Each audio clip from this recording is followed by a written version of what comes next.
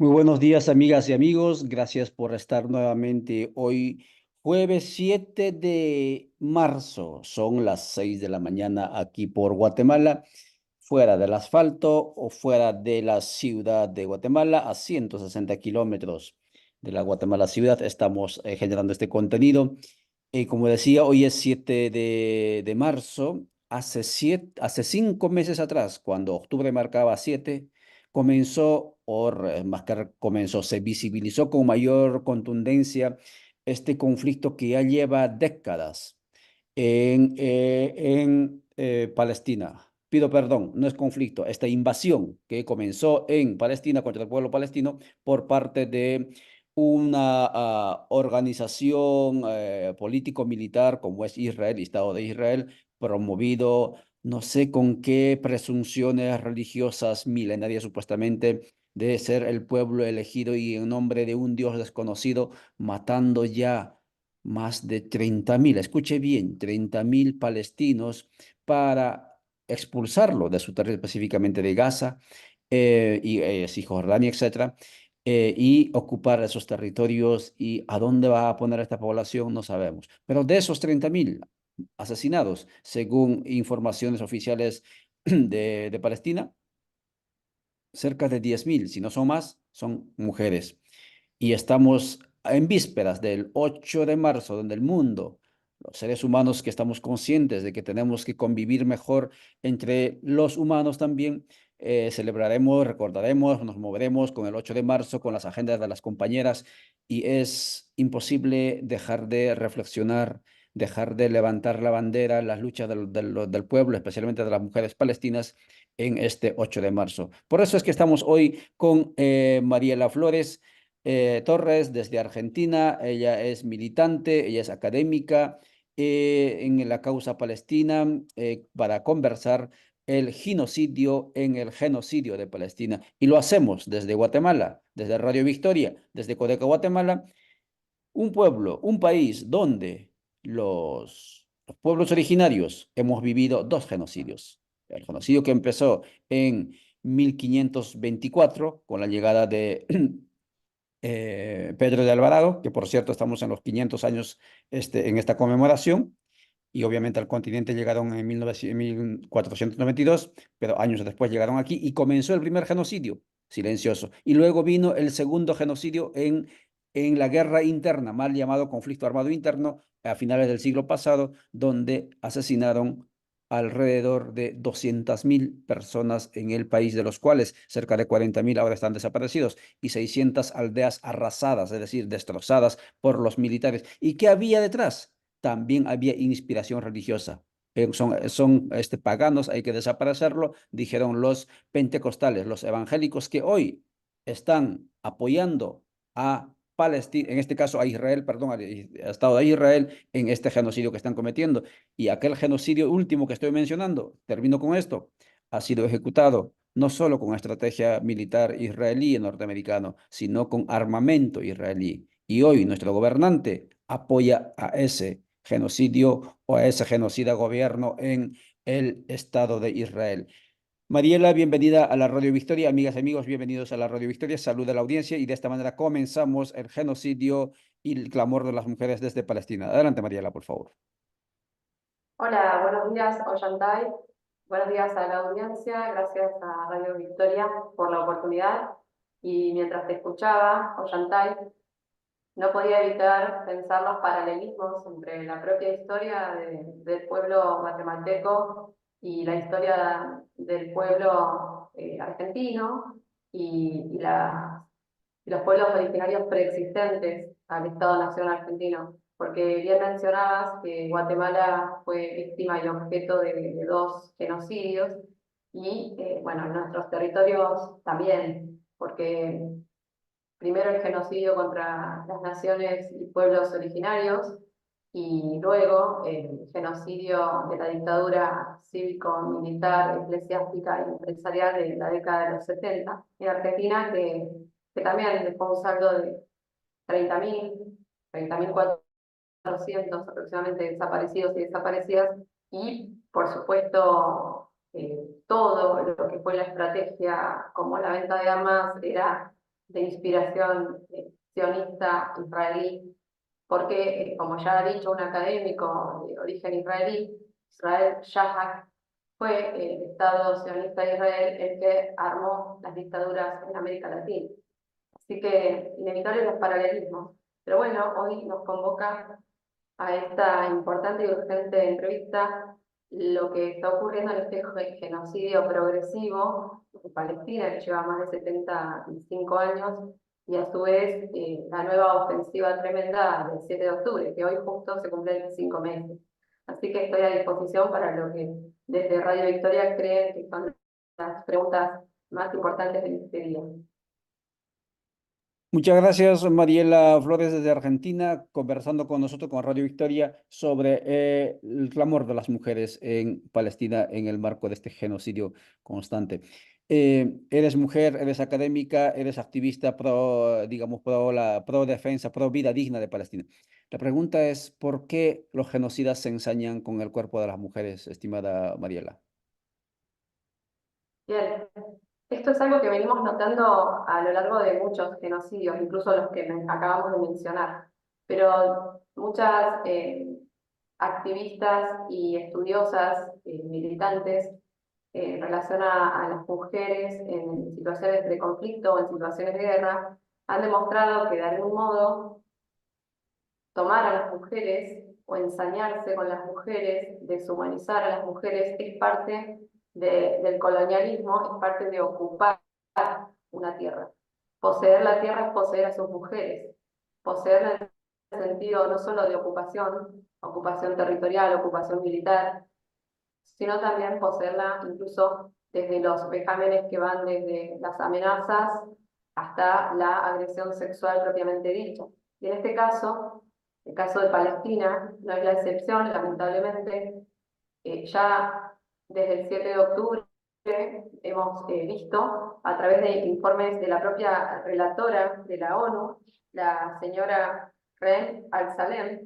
Ella, Rem Al-Salem, ha dicho en el mes de febrero, el 28 de febrero en concreto, que hay un ensañamiento especialmente de las fuerzas de ocupación israelíes con mujeres y niñas palestinas que van desde lo que es la desnudez forzada, es decir, la tortura y tenerlas de manera desnuda, forzadas, tomarle registros de todo tipo, filmaciones, fotos, mientras están siendo retenidas contra su voluntad en cárceles ilegales. También acoso permanente de soldados hombres de las fuerzas de ocupación israelíes, acoso verbal y a su vez amenazas de violación que buscan quebrar, por supuesto, la moral de estas mujeres, de estas niñas, y de ahí, de todas esas formas que acabo de describir, también la violencia más explícita dirigida hacia las mujeres, que es la agresión sexual, incluida la violación. Entonces, todos estos relatos que yo estoy diciendo son parte de un informe oficial de una relatora de la ONU que está planteando que hay un ensañamiento que busca, hay un ensañamiento especial hacia las mujeres palestinas, con particularidad las mujeres de Gaza, ¿sí? Aunque tampoco están excluidas las mujeres de Cisjordania, como por ejemplo las mujeres de Jenin, pero un ensañamiento particular con las mujeres gazatíes y las niñas gazatíes que tiende a instalar una normalización de la deshumanización de todo el pueblo palestino. Tomar a las mujeres, que son las que de alguna manera portan vida, porque tienen esa posibilidad de gestar, es de alguna manera normalizar la situación de violencia y deshumanización, de modo que el mundo pueda ver en vivo y en directo todas estas atrocidades y verlas como una manera natural, como algo que es el orden natural de las cosas, el maltrato que va desde la expoliación, la limpieza étnica, hasta la agresión sexual y la desaparición física. Entonces, en resumen, tomar o poseer a las mujeres y a las niñas es terminar de consumar la ocupación propiamente dicha, y es la forma más alta de violencia hacia un pueblo.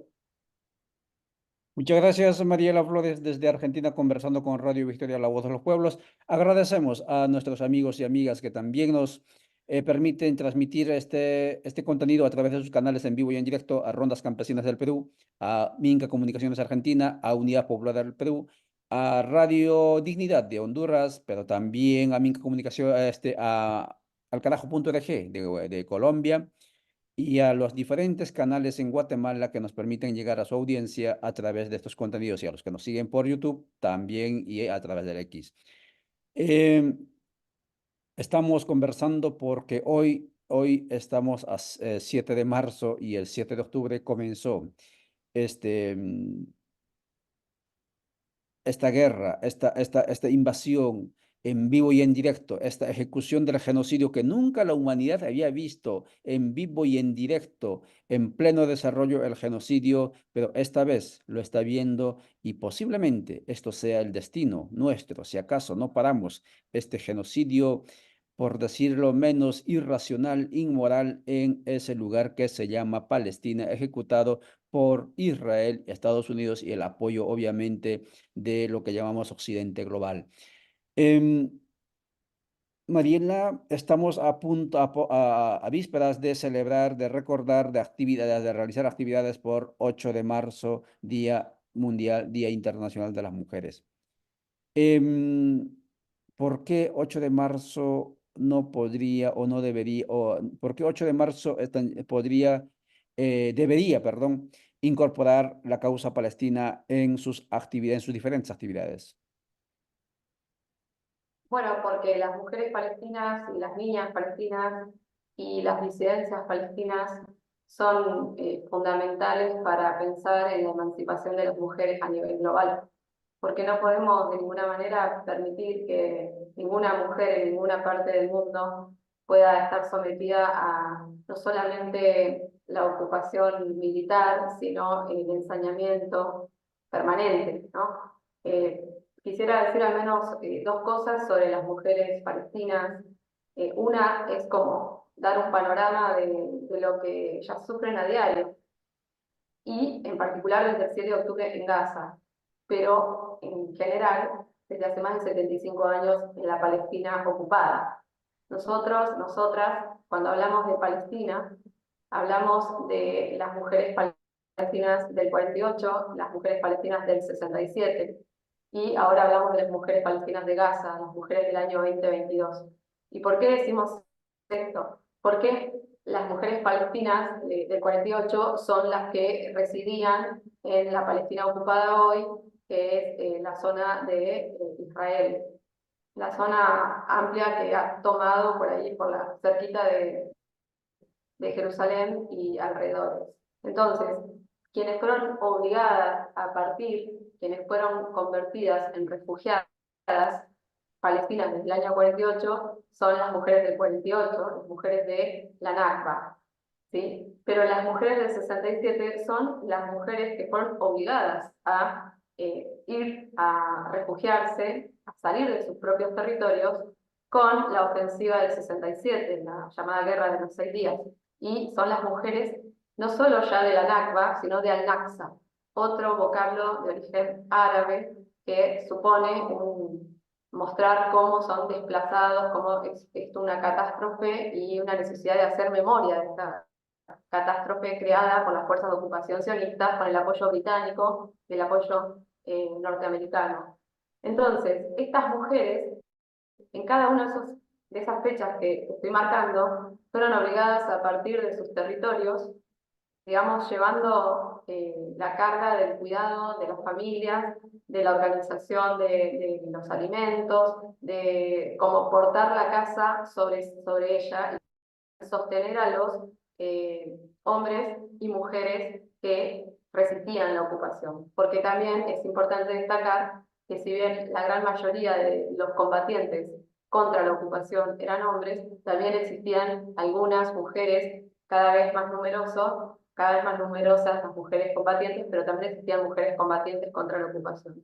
Entonces, lo que estamos viendo ahora en Gaza desde el 7 de octubre del año 2023 es nada menos que una nueva fotografía de obligar a las mujeres a salir de un territorio, a desplazarse forzosamente, portando familias, porque ellas son las que se encargan de las infancias, son las que se encargan de las personas mayores, son las que se encargan también de asistir en lo que tiene que ver con curaciones, con alimentos, son las que siempre dejan para el final alimentarse, son las que están lactando, son las que están pariendo, son las mujeres que hacen justamente el cuidado de la matria palestina, de la llamada matria, que es lo que muchas veces conocemos como la patria.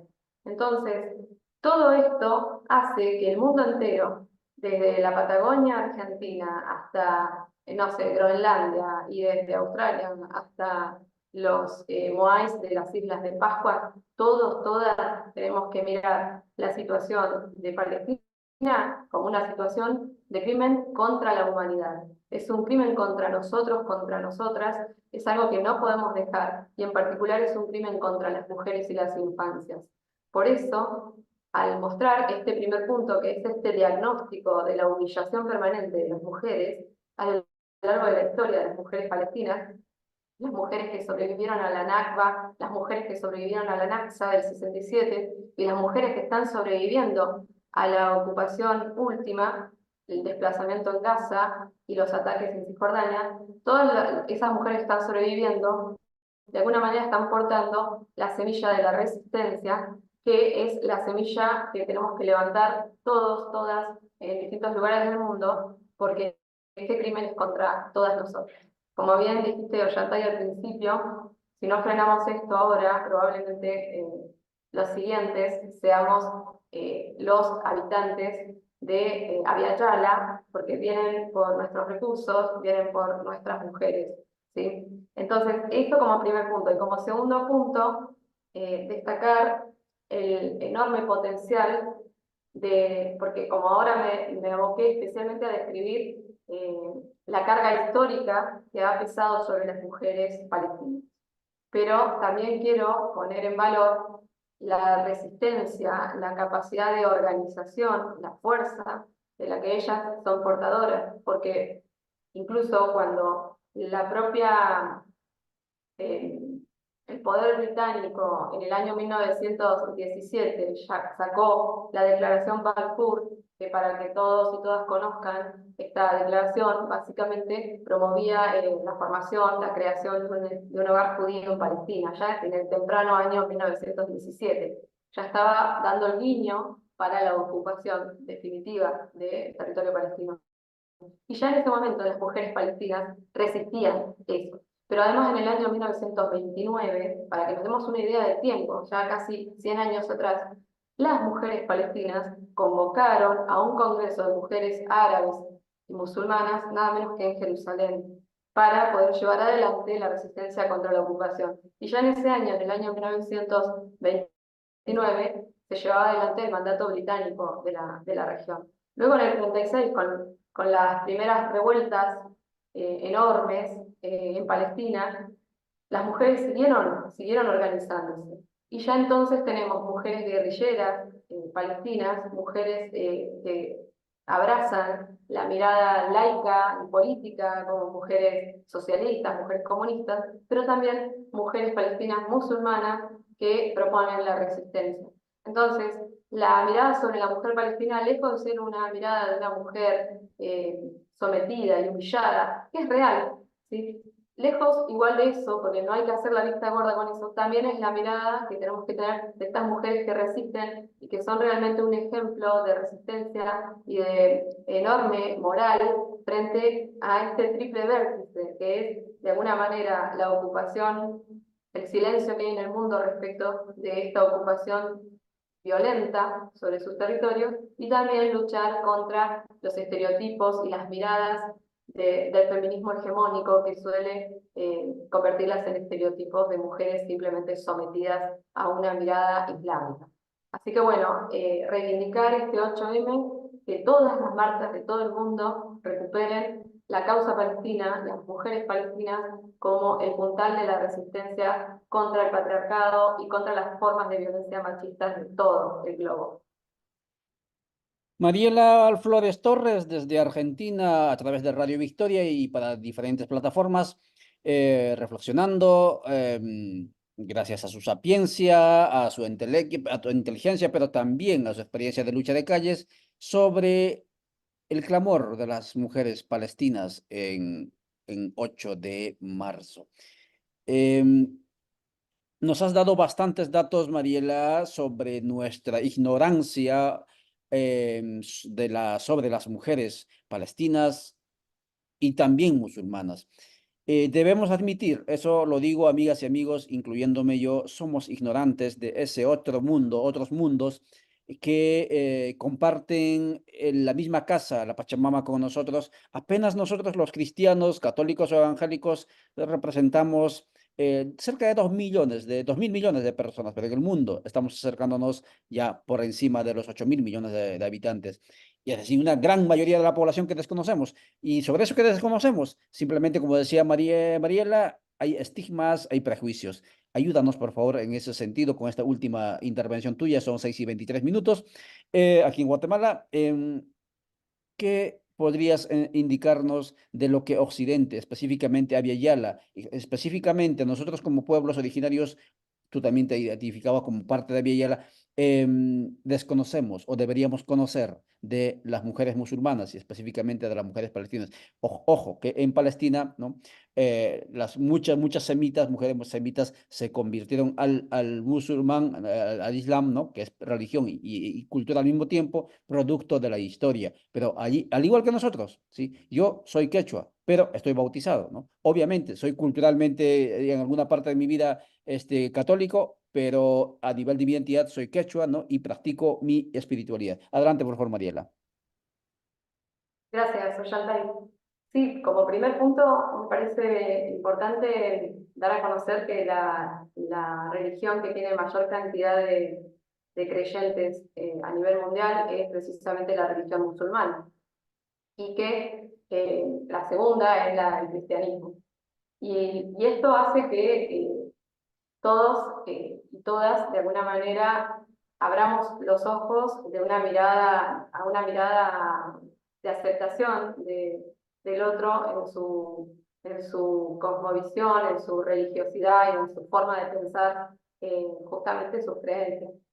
Y es la primera, y no está restringida, digamos, la religión musulmana no está restringida al mundo árabe. Ese es un estigma, un estereotipo de que todo el árabe es musulmán y que todo el musulmán es árabe. Pero en realidad no. De hecho, tenemos lugares como Indonesia, como China, como Japón, como acá mismo en la zona caribeña, tenemos muchos practicantes del Islam, de la religión musulmana, sobre todo de la raíz sunita, que es una de las vertientes.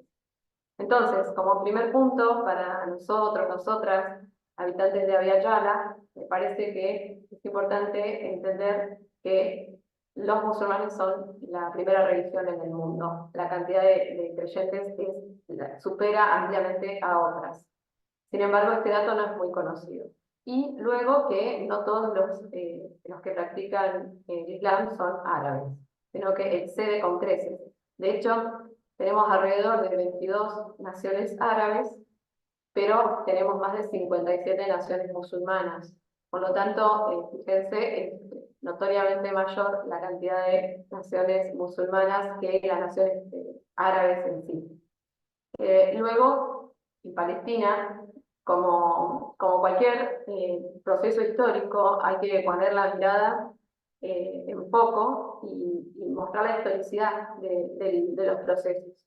Y allí, al poner la mirada en la historicidad de los procesos, vamos a advertir que la cuestión de la mayoría de mujeres que son de confesión islámica, sunita en Palestina, es algo más del siglo XX, después de la Nakba, después del 48.